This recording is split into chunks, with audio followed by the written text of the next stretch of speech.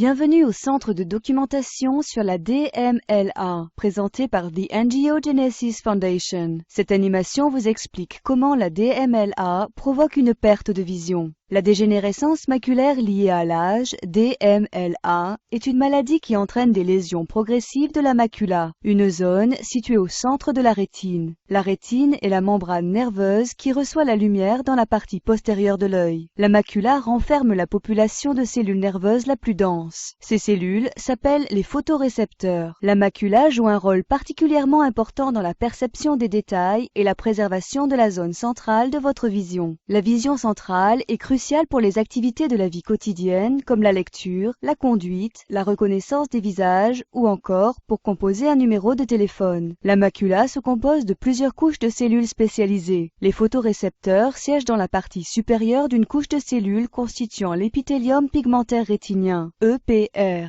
Sous ces couches se trouve une fine membrane, la membrane de Bruch. Sous la membrane de Bruch se trouve la choroïde, un réseau de vaisseaux sanguins assurant l'apport en oxygène et en nutriments de la macula. À mesure que l'œil vieillit, des débris de l'EPR et des tissus avoisinants s'accumulent au-dessus et au sein de la membrane de Bruch. Ces débris forment des dépôts appelés drüsen.